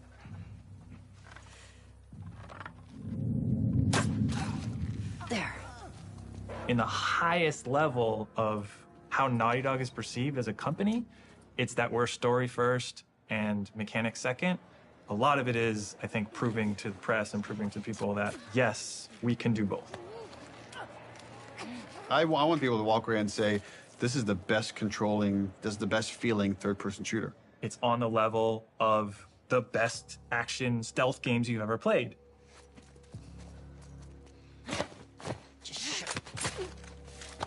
So one of the things that I've always found really exciting about The Last of Us is the kind of fidelity with which we represent human intelligence. One of the ways that really helped make them feel more human and more alive was the way that they use their body language to communicate to each other. Everybody spread out. We may have multiples. We had a number of sessions where the animation team, design team, and programmers all got together and we acted out a number of scenarios. And what that does is it gives us really great reference and touch points that we can always look back to about the way that we naturally behave, the way we naturally respond to each other. And those are the types of details that we want to weave back into the game. Someone took out Zoe! Who the fuck's out there? Sweep the whole goddamn street.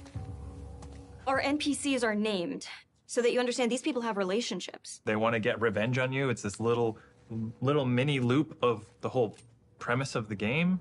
Omar! Flanker! I just killed their friend and they want to kill me now.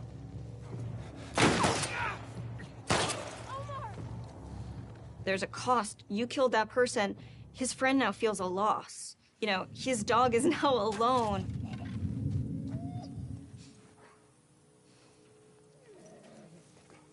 Dogs are really difficult to start off with because they're quadrupeds. They just don't turn around. They kind of like wheel around a little bit. Smell something, girl? The main concern we had is how is it that we can actually get a dog to perform a dance card on the motion capture set?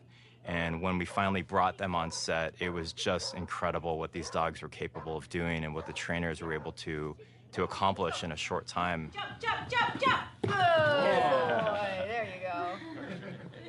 They move extremely quickly, so they're super hard to shoot. Right in here! Fuck! Get her!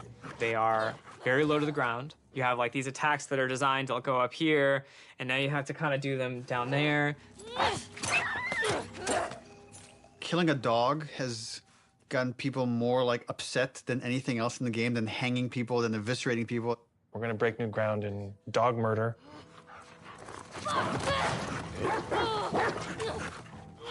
We had like a new scripter start like 2 months ago. First question, she walks into the middle of the room. I have one question. Does the dog survive? And everyone's like, oh no, first name. Oh no.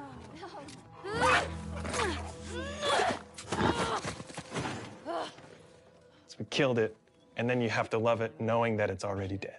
So there's going to probably be people that are upset about that. Hey, Al, you want to go to the trucks? Let's go to the trucks.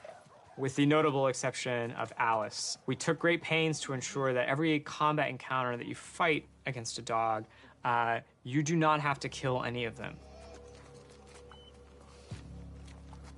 It's more palatable to kill people because they're all there because they choose to be there, but all of these dogs were trained to do this exact thing, and so you're killing an innocent creature. Fuck's that? Fuck! Got you. That feeling of discomfort, it's exactly what we're trying to explore with The Last of Us.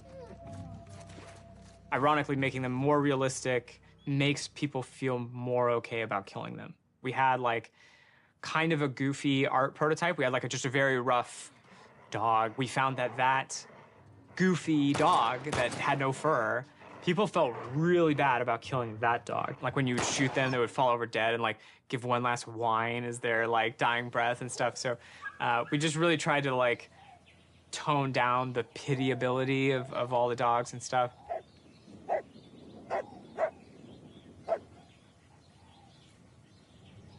The best sound in most games are the stuff you don't notice. The Foley in the game is extremely detailed.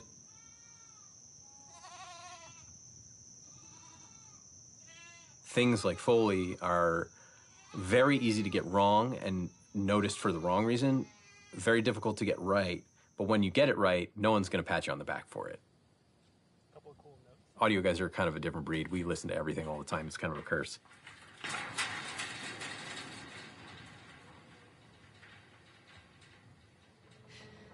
Our ability to use pre-recorded assets from a library that's like commercially available has been diminished almost entirely because we have very specific needs.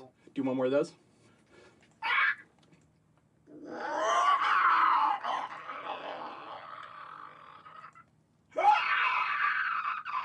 We're trying to take what we did in the first game and bring it to another level of detail.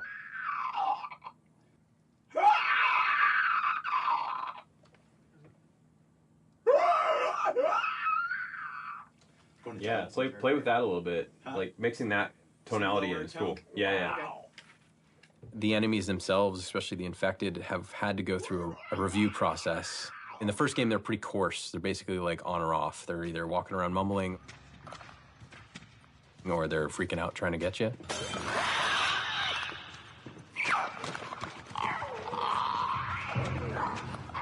And so now we've developed sort of this like murmuration breath system that allows them to have a much more natural flow between being agitated and not.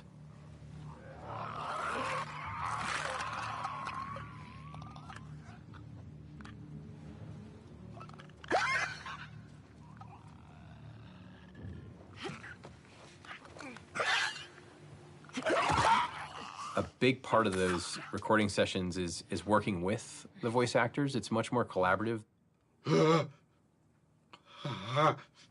Yeah, that's cool. I kind of want to see what your more natural voice sounds like. You're basically trying to coach people that they're not zombies. Yeah, now imagine sprinting like that. Ready out of breath. No, Oh yeah, cool, dude. Man. Yeah, take your time, man. That's really great. One of the folks that we worked with, the sounds he was able to generate from himself was unlike anything I've ever heard before.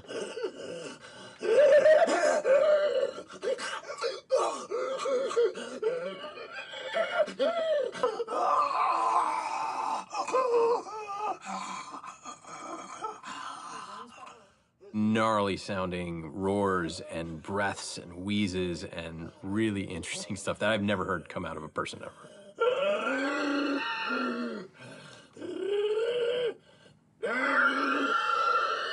Sound is, we're inherently post-production on a lot of this stuff. We kind of just have to be jamming and we have to be as prepared as possible, and that's what we try to do.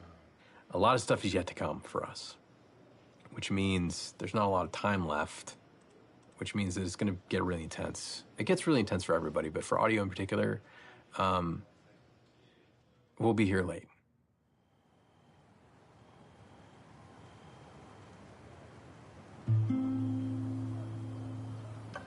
I think that, I don't know if it's the whole studio, but I know I'm definitely feeling very tired right now.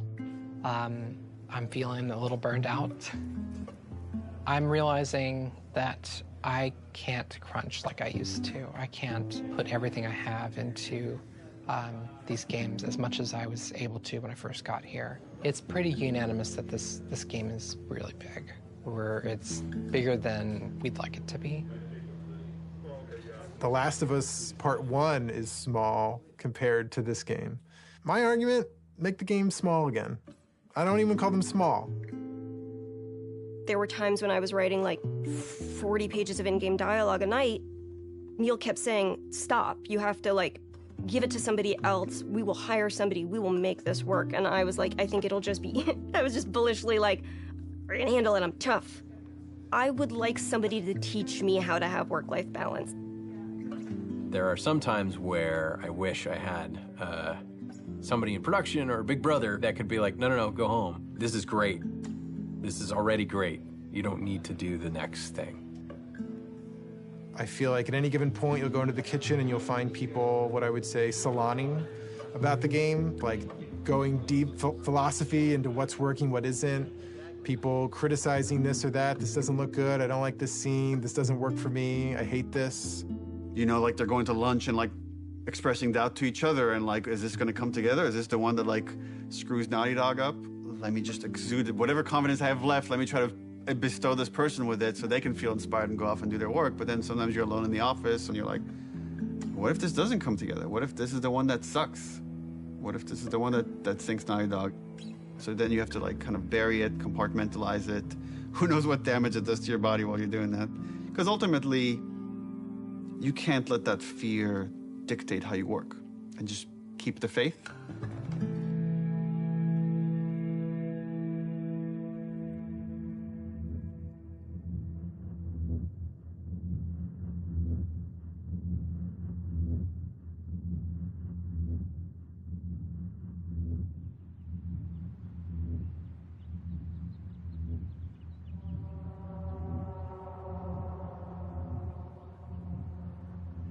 The game was just about done, was content complete. We were fixing bugs when there's these like rumblings of this pandemic happening. Like, I remember when this COVID shit hit, and we're like, bro, really? Like, for real pandemic? You know, at first it feels like, oh, this is nothing we need to worry about. And then all of a sudden you do have to worry about it. And like, are people gonna wanna play a game that takes place in a pandemic when there's a real pandemic? We had never worked from home, ever. Naughty Dog was actually strictly against working from home. We did not have the infrastructure set up at this studio to work from home. And it's because we were so intense about security and leaks that all of our data, including our emails and our chats and IMs, it all had to be on a server inside the building.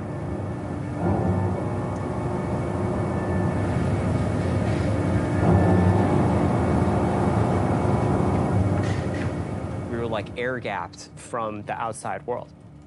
The operations team, the IT team, our engineering team, they all had to coordinate in a very short period of time to get us working from home. We don't even know when the game can come out. Sony was like, we don't know if we can physically ship this product with like the supply chain and stuff. We had to come out and say, the game can come out on this date, and we don't even know when it will come out. It's delayed indefinitely. So a lot of our most hardcore fans are angry with us. Around the same exact time, we started having these leaks. We're like, we didn't put out this video. Like, where is this coming from?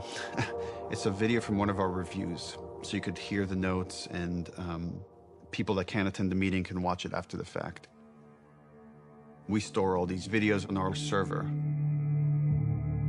Did it come from the inside? Someone with a Naughty Dog? My first thought was, this isn't like a developer leaking this, isn't it? This isn't someone on the team. It's this person in the Netherlands downloaded terabytes of videos through a back door in the server. And then this is where we made a fatal error. Let's close this back door. And then this person put out everything. A video goes up on YouTube, and I don't remember what the first video was, but it was something relatively benign. But they weren't like super important scenes. You know, they were like little clips, and it was like, okay, that's a little weird. What is that? All out of order and stuff. And I was like, oh, that's bad. And you kind of wanted to just say, stop, wait, don't watch it. Like, you're gonna ruin things for yourself. There's YouTubers I've watched for years, and they're making entire videos, and the title is like, fuck Naughty Dog.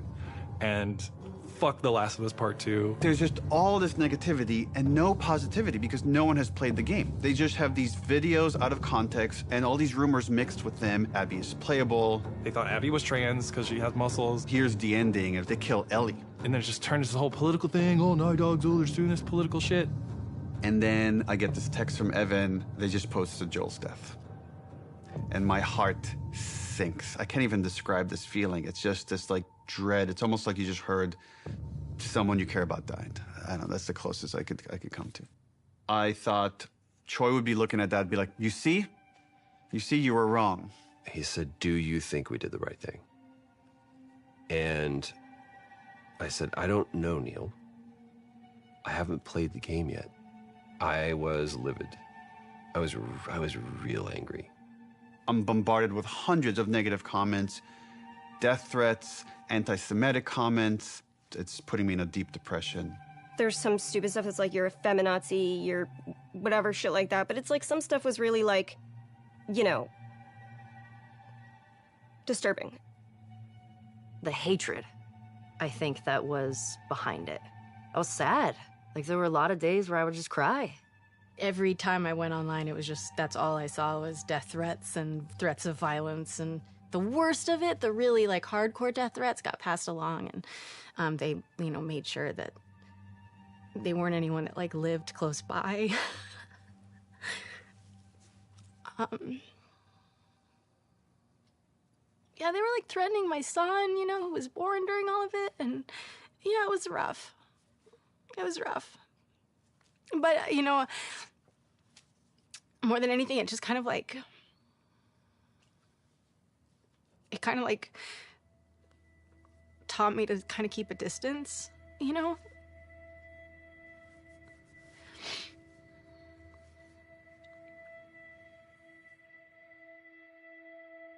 This thing that I spent 4.5 years on, it's kind of getting violated. And then for 2 months before release, there's like nothing you can do. You can't release the game sooner because it's not done yet.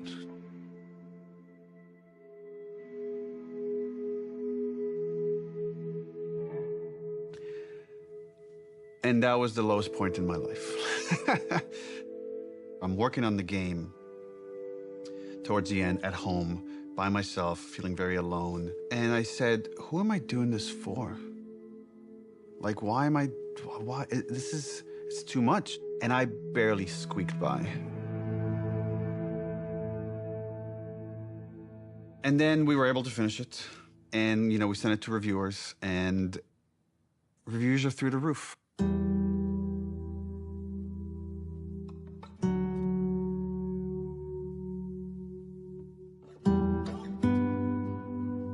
And I called Troy, and I said, dude, I'm sorry. I feel like I failed you. And he's like, what are you talking about? And I'm like, yeah, I just know how some people talk. He's like, oh, dude, I don't care. I played the game, and I love it.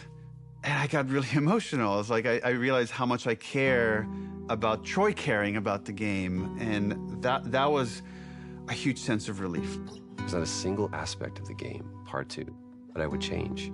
And anytime someone comes up to me and says, I didn't really like what they did to Joel, I was like, great, awesome. Tell me a better version of the story. And to this day, they still can't. It was a traumatic experience for myself and many people on the team, and the kind of hate we got because of those leaks will stay with me forever. And I can't even describe how angry I was of what the damage this person did to us. I want them punished in every sort of way. I wanted this to be this villain. And this person is like, in their 20s or whatever. They live with their parents. And it's a fan. And then when we delayed the game indefinitely, this is what they said, is like, I wanted to force Naughty Dog's hand. I wanted to force them to release the game. So I thought if I just put out all the videos, eventually they'll put out the game, which again was never an option for us. And I remember sitting there, sitting in my anger, and then slowing down and just saying, okay, if anybody should take the lesson from Last of Us Part 2, it should probably be us. Just let it go.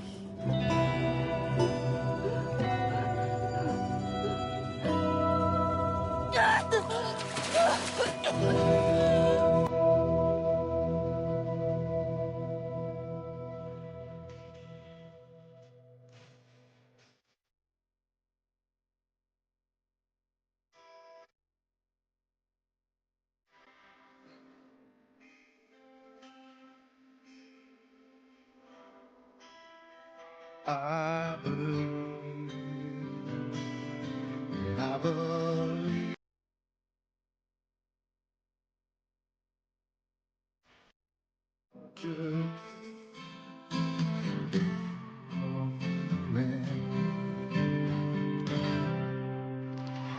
We got Eddie Vedder to play Future Days for the Game Awards. I'm a huge Pearl Jam fan.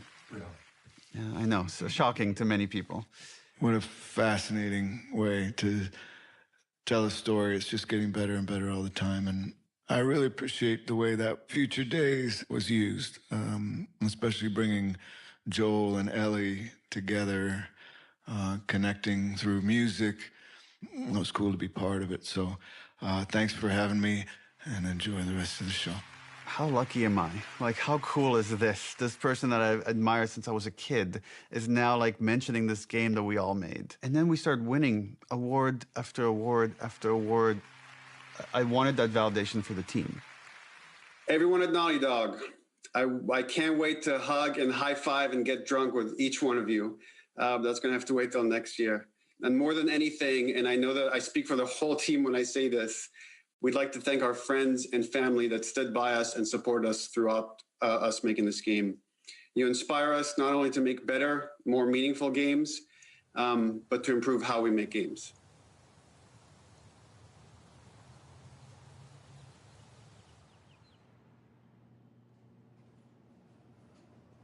The pandemic kind of brought up that question of health and mental health. Are we developers that are going to stay at the studio and have full careers. How do we make this sustainable? I chuckle in retrospect, just how absurd the failure of trying to alleviate crunch was. If you have great processes and you're super organized, that doesn't fix crunch. What that does is it allows you to make a bigger game. We read the post-mortem feedback for The Last of Us 2, and it was really, really upsetting to see what coworkers had gone through. So we were highly motivated to try to figure out how to fix it. Everything about our workflows were already being upended with remote work and everything. So it's like, okay, well, yeah, we got to do this now. And we knew that to make the real changes we did, it would take the entire studio working together. We now have the goal for Naughty Dog to eliminate crunch. The only thing that fixes crunch, the only thing, is just deciding that you're not going to crunch. When we onboard people, we tell them, you know, we have a reputation as a studio for crunching, and it's something we don't want. And it's something we're not going to do anymore. First, we had to do, what is crunch? Let's define it. Because when you just look at hours, that turned out to be too simplistic. It's a multitude of factors. It's not just like one thing. It's not just, oh, because of this is what's causing crunch. It's literally like so many of these little things. How do we make sure no one at Naughty Dog burns out? You know, every couple of months, we send out a 90-second questionnaire that goes, are you worried about your workload? Are you worried about having to work overtime? If you feel like I'm overburdened with work, you have to tell somebody. We used to, as a studio, when we were getting close to shipping a game, bring in dinners for the whole studio.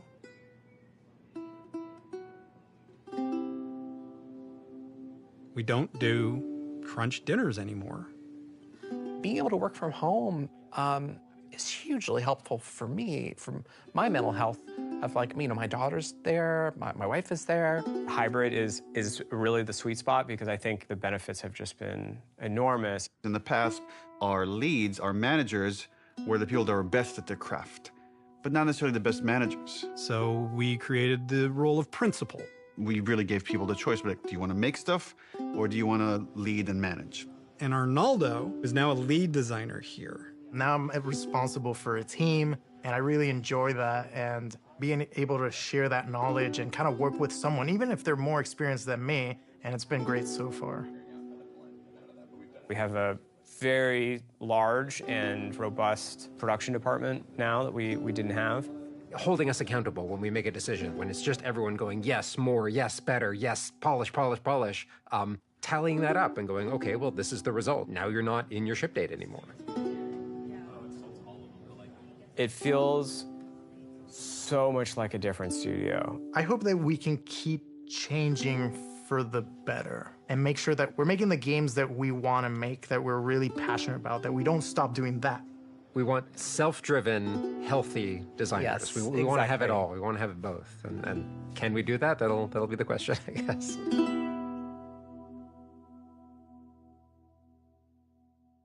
The HBO thing has been a wild ride.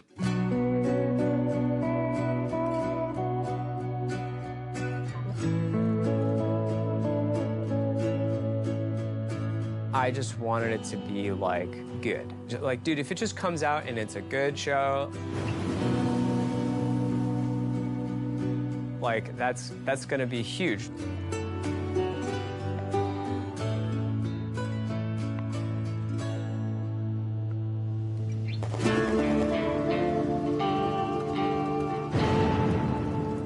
I'm sure it will be very different when I actually see Abby being portrayed. That will be so weird. I can't imagine what Ashley and Troy must be feeling. Specifically because Ellie is a part of my heart. In some ways, it was really hard. I feel like Bella was the only person who could play her. Because I feel like she is Ellie. There's a part of me that's, like, weirdly protective of her. I remember when Neil told me, like, we found Joel. I was like, he wasn't missing.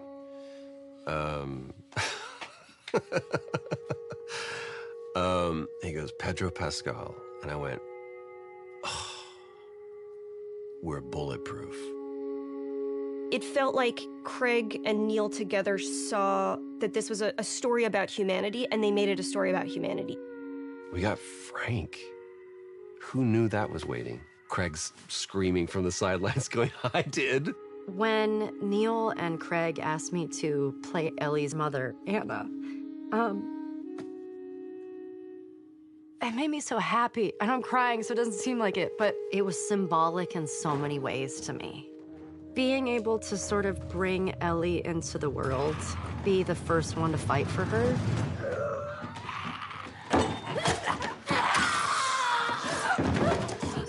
It breaks my heart. It felt like on the other side, we could get this story to people that will never play a video game. My mom is watching the show, and like, she can enjoy this story and she can be a part of it. And she's so excited I'm working on season 2 and getting to see that.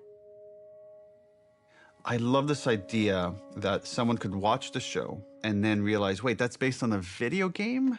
And come back and check out the game and then realize, oh, there's like all these rich games, AAA, indie, and all sorts of stories that are really unique to this medium.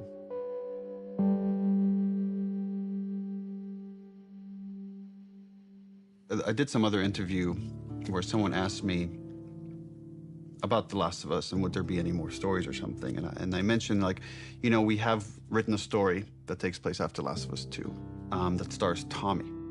And I hope one day we get to make it. And the headlines across the industry were like, Naughty Dog has outlined Last of Us Part 3. And that's actually wrong. It was always a small story. It was never like a full title. At the time, we had higher priorities at Naughty Dog, was like to fix our pipeline, to fix work-life balance issues. Just based on where we were, I didn't want to prioritize this story, so that story was shelved. And I still believe one day it will see the light of day. I don't know if it'll be a game or a show, TBD. First game had such a clean concept of like the unconditional love a parent feels for their child. The second one, once we landed on this idea of the pursuit of justice at any cost, justice for the ones you love, it felt like, oh, there's a clean concept here, and there's a through line from the first game about love. If we never get to do it again, this is a fine ending point. And right, last bite of the apple, the story's done. The great thing about working at Naughty Dog is that we don't have to. It's always like, we would love another Last of Us, but if you guys feel like are passionate about something else, we'll support this other thing. Very privileged position to be in. I never take that for granted.